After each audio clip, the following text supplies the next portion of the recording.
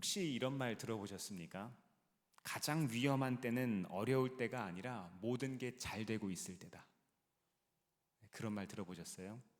제가 신문 칼럼에서 본 말인데요, 참 통찰력 있는 말입니다. 사람은요, 고난 중에는 기도합니다. 아프면 기도하고, 실패하면 기도하고, 두려우면 기도합니다. 하나님 제발 도와주세요. 이번 한 번만 넘어가게 해주세요. 이것만 해결하게 해주세요. 이것만 피하게 해주세요. 우리 이렇게 기도하잖아요. 그런데 이상합니다. 평안해지고 일이 잘 풀리기 시작하면 하나님을 찾지 않습니다. 하나님 생각이 나지 않아요. 기도하던 자리에서 서서히 멀어져 갑니다. 감사가 사라지고요. 뭐가 들어와요? 자랑이 들어옵니다. 내가 잘해서 그랬지. 이거 내가 한 거야. 내가 노력한 거잖아. 난 당연히 자격 있어. 무슨 자격이요? 누릴 자격 있다고 우리는 생각해요. 이스라엘 백성들의 역사가 그것을 증언합니다. 출애굽 후에 광야에서는 날마다 만나를 이 사람들이 구했잖아요. 하나님의 은혜가 아니면 하루라도 살 수가 없었어요. 이렇게 이 사람들은 하나님의 은혜를 아주 절실하게 체험을 했습니다. 하지만 이 사람들이 이 가나안에 들어와서 풍요를 누리기 시작하니까, 농사라는 것은 무엇을 의미합니까? 봄, 여름, 가을, 겨울 때를 따라서 우리가 씨앗을 심고 그것을 자라게 하고 이것을 거두고 우리가 먹는 거죠. 예상이 되는 거예요. 그러니까 하나님의 은혜를 우리가 전적으로 의존하는 것이 아니라 내가 예상되는 삶을 살기 시작하자 사람들이 바뀐 거예요. 하나님을 잊어버렸습니다. 그래서 모세는 출애굽 2세대들에게 오늘 말씀을 하고 있는 거예요. 이렇게 당부합니다. 네가 먹어서 배부를 때에 내 하나님 여호와를 찬송하라. 언제요?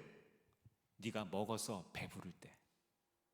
오늘 말씀은 감사가 무엇인지, 왜 그것이 신앙의 뿌리이자 생명인지를 알려줍니다. 이 신명기 8장은요, 이 모세의 세 번째 설교 중에 일부분입니다. 출애굽 2세대, 즉 광야에서 태어난 사람들은 하나님을 잘 모르잖아요. 출애굽을 모르잖아요. 그러니까 이 사람들에게 알려주는 마지막 유언 같은 내용의 설교가 오늘 말씀이라는 거예요. 이 본문은 단순한 감사 권면이 아닙니다. 하나님을 기억하라는 신학적인 중심을 담고 있어요. 학자들은 이것을 기억의 신학이라고 부릅니다. 히브리어로 기억하다는 말은요, 자카르인데, 이 단어는 뭘 나타내는가 하면 단순히 떠올리다, 생각하다 이런 뜻이 아니에요. 이거는 기억하여 행동하다, 기억을 삶으로 옮기다라는 뜻을 갖고 있어요. 뭐라고요? 그냥 생각하는 것이 아니라 우리의 삶에 적용하는 거라는 거예요. 즉 하나님을 기억한다는 거는요, 아, 하나님 이런 분이시지, 하나님 이런 일을 하셨지 라고 생각만 하는 게 아니라는 거예요. 그분의 뜻에 순종하고 그분의 은혜를 행동으로 옮기는 것, 이것이 기억하다는 뜻인 거예요. 반대로 있다라는 단어가 있죠. 있다라는 단어는 샤카흐라는 단어인데, 이것도 단순히 잊어버리고 그냥 망각해버리는 게 아니고요, 하나님을 배제하고 내가 주인이 되는 상태를 뜻하는 단어입니다. 결국 본문의 기억함은요, 신앙의 생명이고 잊음은 영적 교만과 멸망이라는 것을 우리에게 알려주는 거예요. 그래서 우리 일상에 아무런 문제가 없어 보이잖아요. 지금 옆에 앉아 계신 분들이 이렇게 보시면 다 괜찮아 보잖아요. 썩 괜찮잖아요. 그렇죠? 아무런 문제가 없어 보입니다. 지금이 감사를 묵상해 볼 가장 좋은 때라는 거예요. 지금이. 오늘 말씀을 통해서 감사의 비밀과 능력을 경험할 수 있기를 바랍니다. 첫 번째로 성경이 말하는 감사에는 어떤 뿌리가 있을까요? 감사는요, 하나님 중심의 기억입니다. 말씀을 좀 볼까요? 10절에서 11절 말씀 읽어보겠습니다. 시작. 주 당신들의 하나님이 당신들에게 주신 옥토에서 당신들은 배불리 먹고 주님을 찬양할 것입니다.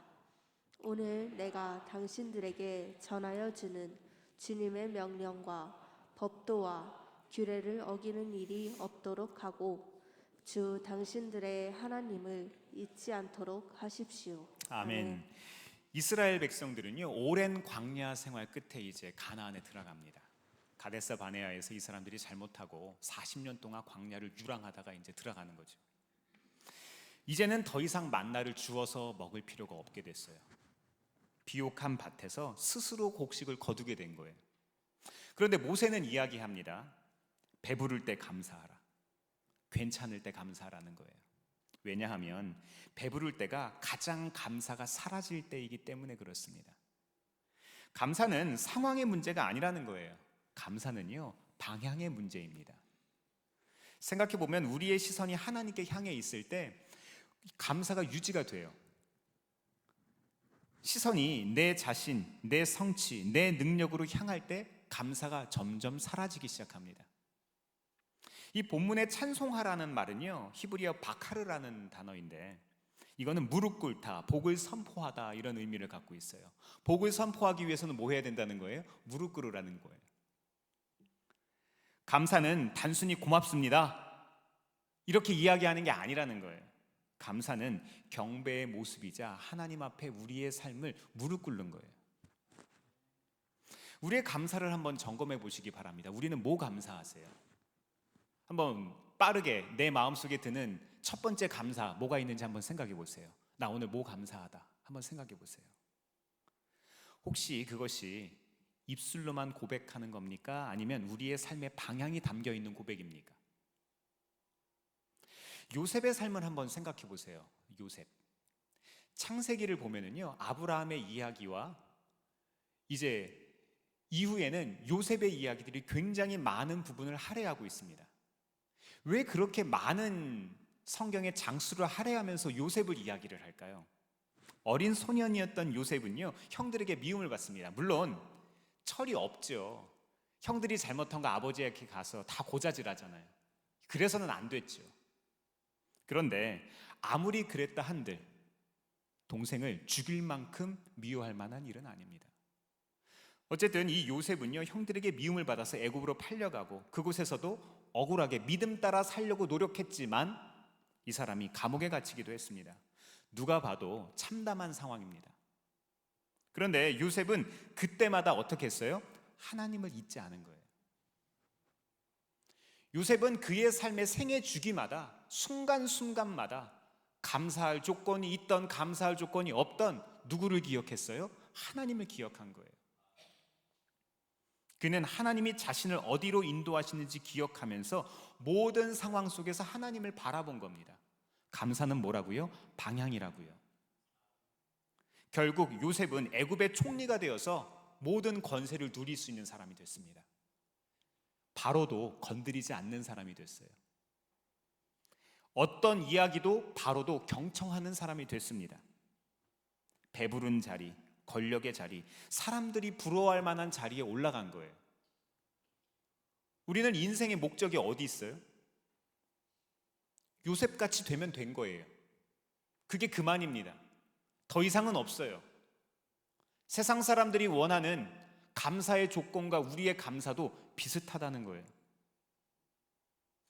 하지만 요셉은 거기에서도 이 모든 것이 하나님의 은혜라는 것을 기억했습니다. 우리가 기억해야 될 것은 이거예요. 풍요와 권세, 편안함 속에서도 감사가 유지되려면 하나님 중심의 기억이 필요하다는 거예요. 요셉은 이 마음 때문에 최고의 자리에서도 교만에 빠지지 않았어요. 내가 누구인지 잊지 않았다는 거예요. 그리고 하나님이 주신 목적을 이루는 삶을 살 수 있었습니다.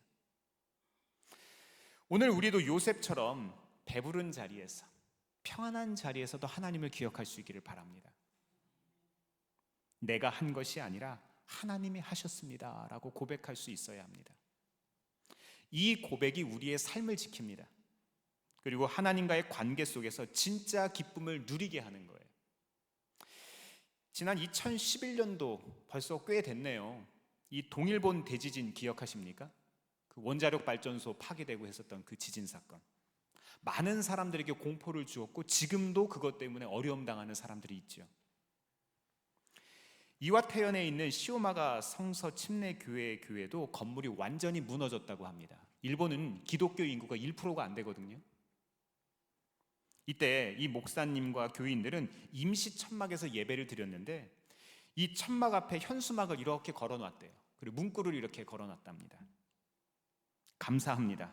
교회는 무너졌지만 하나님은 무너지지 않으셨습니다. 이렇게 적어놨대요. 그래서 이 문구가 일본 이 언론에 보도되면서 많은 사람들에게 감동을 줬다고 합니다. 당연히 다 잃었죠. 모든 것을 잃었습니다. 교인들은 잃은 것이 많았지만 여전히 하나님은 우리 가운데 계시다는 기억의 신앙을 붙든 거예요. 감사는 뭐라고요? 감사는 방향이라고요. 사랑하는 성도 여러분, 감사는요, 가진 것에 많고 적음에 있는 것이 아닙니다. 하나님을 잊지 않는 기억의 힘에서 비롯됩니다.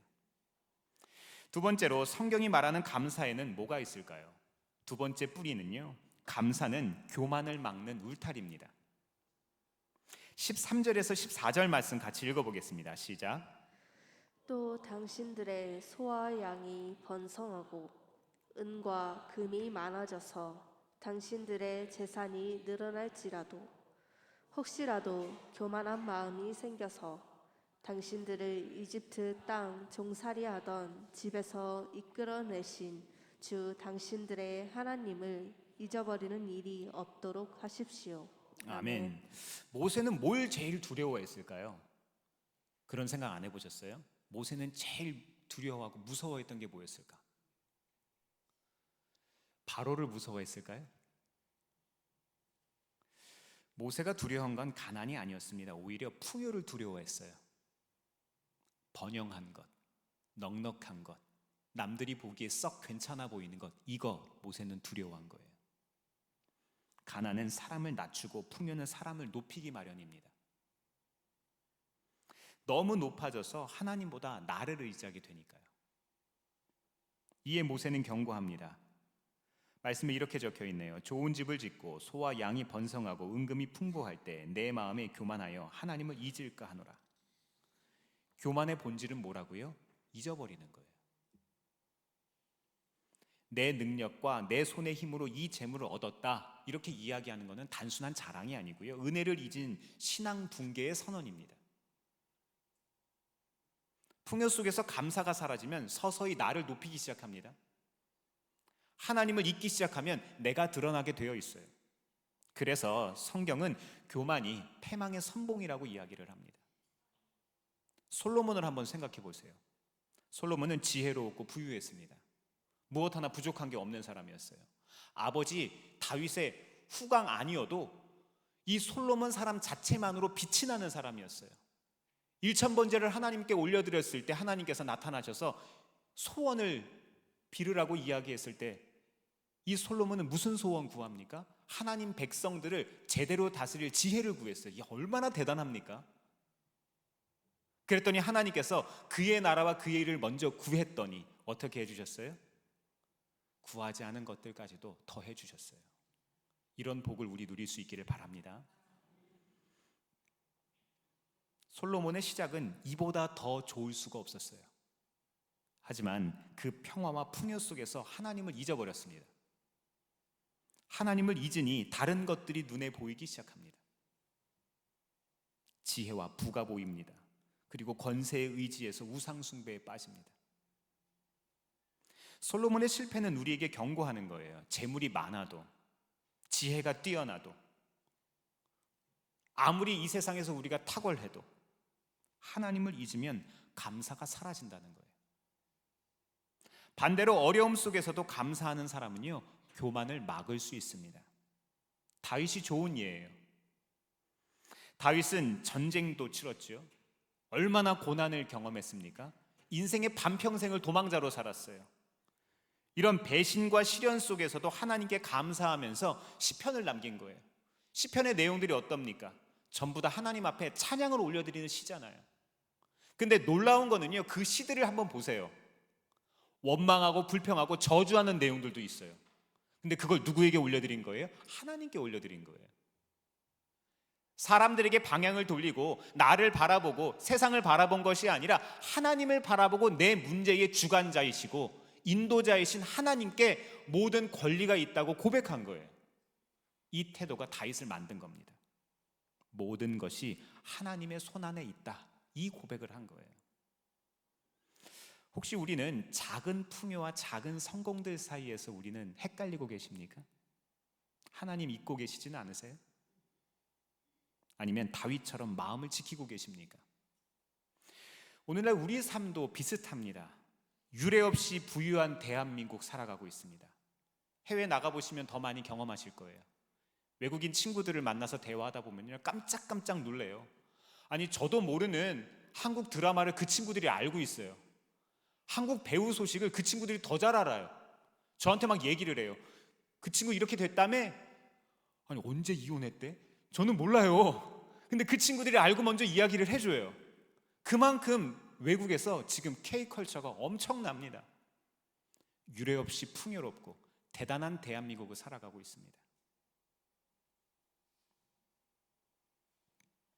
풍요 속에서도 하나님을 기억하고 감사하는 삶, 이것이 우리에게 아주 필요해요. 하지만 내가 한 것이 아니라 하나님이 하셨다라고 하는 고백은 교만의 마음을 막는 튼튼한 울타리가 됩니다. 야고보서 1장 17절 제가 읽어드릴게요. 온갖 좋은 선물과 모든 완전한 은사는 위에서 곧 빛들을 지으신 아버지께로부터 내려옵니다. 그렇습니다. 모든 것이 하나님의 손에서 왔음을 기억할 때 우리의 삶이 빛나기 시작하는 거예요.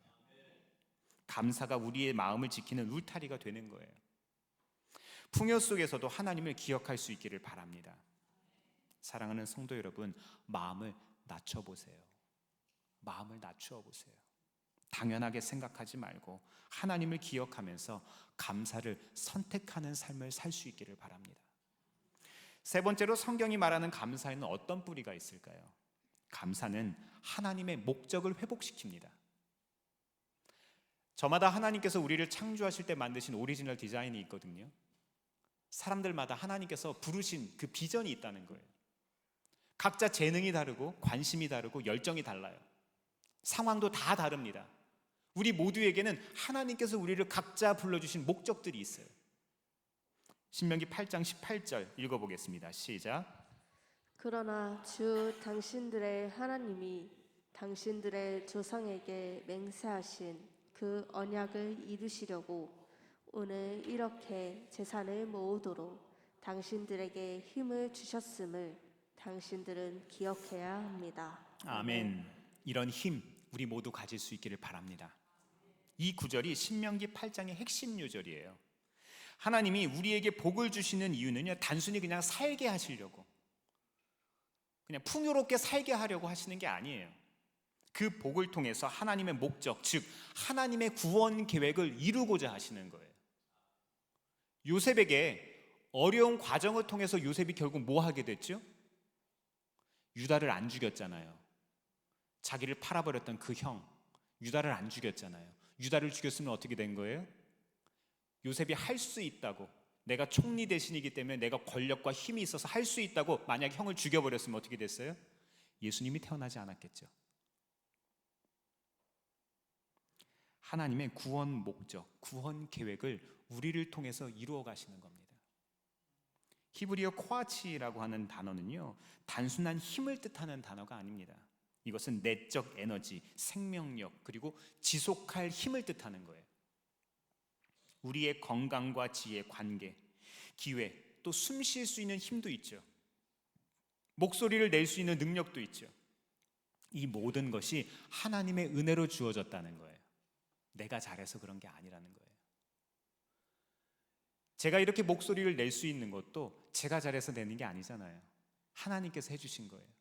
언젠가 제가 몇 달 전에 감기에 걸려서 목이 완전히 갔던 경우가 있었어요. 그때 건강검진 받아서 내시경도 했는데다가 거기다가 감기까지 겹쳐서 목이 완전히 가라앉았어요. 한 2주 정도 제가 말을 제대로 못했는데 공포에 시달렸습니다. 말이 안 나오면 어떡하지? 제 목소리 썩 좋죠? 별로 공감을 안 하시네요. 네. 근데 이 목소리가 제대로 안 나오니까 너무 무섭더라고요. 제대로 치료가 안 되면 어떡하지? 제대로 회복 안 되면 어떡하지? 처음에 며칠은 그냥 있다가 나중에는 제가 이비인후과에 일부러 갔어요. 괜찮은지 한번 보려고. 이 모든 것이 하나님의 은혜로 주어진 겁니다. 에스더의 삶을 한번 떠올려 보세요. 페르시아 왕비가 됐던 에스더는 자기 민족을 구해야 하는 중대한 책임을 맡았습니다. 자기에게 주어진 권세와 위치 그리고 결정할 수 있는 힘이 이제 있어요. 그렇죠? 왕비 정도 됐으면 그럴 수 있죠. 근데 이 사람은 그것을 잊지 않은 거예요. 뭘요? 이것을 하나님이 주셨다. 하나님이 허락하셨다는 걸 잊지 않은 거예요. 자기가 가진 이 탁월함을 단순히 개인의 이익이나 안전을 위해서 사용하지 않았습니다. 만약 이스라엘 백성들 다 죽어도 나 혼자는 살 수 있었을 거예요. 그렇죠? 굳이 민족을 위해서 목숨을 걸지 않아도 내 하나 목숨 살리고자 하면 얼마든지 살릴 수 있었을 거예요. 그러나 에스더는요, 하나님의 은혜를 기억하면서 내게 주어진 권세를 하나님의 목적과 민족의 구원을 위해서 사용했습니다. 이게 그 사람의 오리지널 디자인을 기억한 거예요. 감사함으로 하나님을 기억했기 때문에 두려움 앞에서도 왕 앞에 나아갈 수 있었어요. 감사와 겸손은 에스더의 마음을 지킨 겁니다. 하나님의 구원의 계획을 이루는 도구가 된 겁니다. 우리도 마찬가지예요. 우리들 저마다 가지고 있는 것들이 있잖아요. 한번 생각해 보세요. 뭐 가지고 계십니까? 건강 가지고 계시죠. 물론 사람에 따라 차이는 있지만 누구에게나 지금 성전에 나와서 예배드릴 수 있는 건강 있습니다. 재능도 있죠. 물론 이것도 저마다의 차이는 있을 수 있지만 우리가 잘하는 재능이 있습니다. 누가 그러더라고요. 엉덩이 붙여서 엉덩이 힘 가지는 것도 재능이라고요. 머리가 똑똑하지 않고 머리가 계속 막 돌아가지 않아도 엉덩이 붙일 수 있는 힘만 있어도 우리는 재능이 있는 겁니다. 기회, 우리에게는 기회가 있지요. 하루에 24시간 하나님이 공평하게 주셨습니다. 물론 가정에 따라서 우리의 삶의 배경에 따라서 어떤 사람들은 뭐 흙수저다, 누구는 금수저다 이야기할 수 있지만 우리는 모두 다 여전히 기회가 있습니다. 위치도 있지요. 우리의 삶에 우리는 권위자로 살아가요. 내 스스로의 삶에 선택할 수 있는 권위를 가지기도 하고요. 직장 동료나 가정이나 많은 관계 속에서 우리는 항상 위치를 가집니다. 또 영향도 있지요. 우리는 영향을 줄 수도 있고 받을 수도 있는 존재로 살아갑니다. 하나님의 계획을 이루는 도구들, 우리에게 하나님께서 이미 많은 것들을 허락하셨다는 거예요. 이 모든 것을 하나님이 주신 은혜로 알고 감사할 때 우리의 삶이 진짜 목적을 이루는 도구가 된다는 거예요. 우리는 모두 이런 감사 올려드릴 수 있기를 바랍니다. 사랑하는 성도 여러분, 감사는 단순한 표현이 아니에요. 신앙의 기억입니다. 감사를 잃으면 하나님을 잃어버려요. 감사를 회복하면 하나님이 우리의 삶의 중심이 다시 되시기 시작하세요. 내가 한 게 아니라 하나님이 하셨습니다. 이 고백이 있기를 바랍니다. 이렇게 할 때 우리의 삶에 진짜 평안과 기쁨이 있다니까요. 가짜 평안과 기쁨 말고요. 그리고 우리의 능력과 자원이 하나님의 목적을 이루는 힘으로 바뀌게 되는 거예요. 얼마나 감사해요? 하나님의 일을 내가 성실하게 훌륭하게 잘 수행했더니 내 삶도 잘 되더라. 이게 만사가 형통한 것 아닙니까? 자, 이제 오늘 말씀 삶에 적용할 때입니다. 오늘 우리는 감사가 단순한 예의를 지키는 것, 단순히 생각하거나 말하는 것이 아니라는 것을 깨달았어요. 감사는 하나님을 기억하게 하고 교만을 막는 울타리가 되고요. 하나님의 목적을 회복시키는 힘이 됩니다. 오늘 교회에서 모든 성도님들께 준비한 선물이 있는데 혹시 받으셨습니까? 요거 감사일기.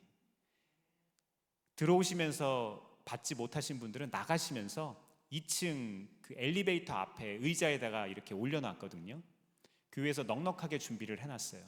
그래서 오신 성도님들은 한 분도 빠지지 마시고 꼭 한 권씩 가져가셨으면 좋겠어요. 2권은 안 됩니다. 네, 욕심은 내시면 안 돼요. 네, 이 감사 노트 같은 경우는요, 감사 일기장이라고 생각하시면 될 것 같아요. 벌써 일기라고 하면 트라우마가 올라오는 분들 있죠. 저희 세대 분들은 다 트라우마가 있어요. 학교에서 그렇게 일기를 쓰라고 했거든요.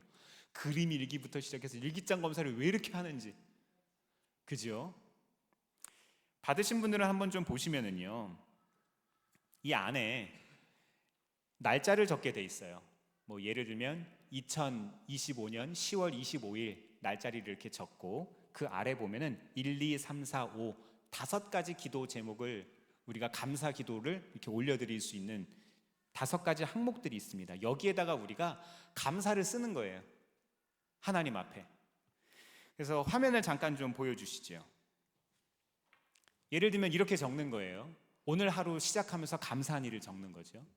그리고 오늘 경험한 기쁨 한 가지를 적고, 또 가족, 친구, 공동체 같은 관계에서 감사할 일도 적고요.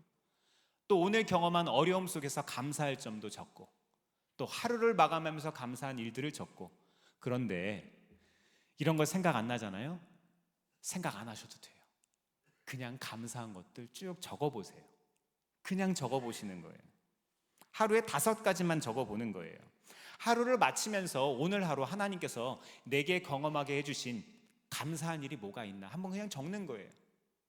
내 아들이 있어서 감사, 내 딸이 있어서 감사, 이렇게 그냥 적으셔도 돼요. 곧 다가오잖아요. 이제 추수감사절도 다가오고 성탄절도 다가오고 하나님 앞에 감사를 올려드릴 수 있는 절기들이 이제 찾아옵니다. 그럴 때 우리가 연말을 보내면서 뭘 하면 좋을까라고 묵상을 하다가 이게 제가 떠올랐어요. 꼭 아까 제가 말씀드린 형식으로 하지 않으셔도 됩니다. 감사를 우리의 삶에 뿌리내리게 하자는 게 목적이거든요. 하루에 5가지라도 우리가 꾸준히 기록하다 보면은요, 큰 은혜가 될 겁니다. 하실 수 있겠죠?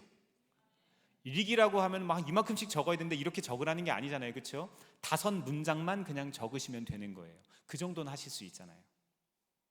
감사는 기억이 되고 기억은 신앙을 지키는 힘이 될 겁니다. 검사할 겁니다.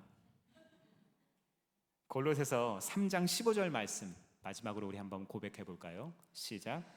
그리스도의 평화가 여러분의 마음을 지배하게 하십시오. 이 평화를 누리도록 여러분은 부르심을 받아 한 몸이 되었습니다. 또 여러분은 감사하는 사람이 되십시오. 아멘. 이런 주님의 평화가 우리 모두에게 있기를 바랍니다.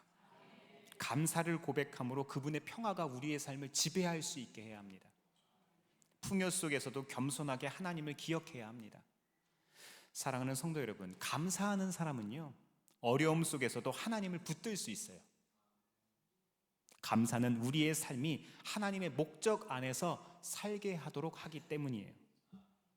이제 오늘부터 하루에 5가지 감사 제목으로 우리 연말까지 한번 달려봤으면 좋겠습니다.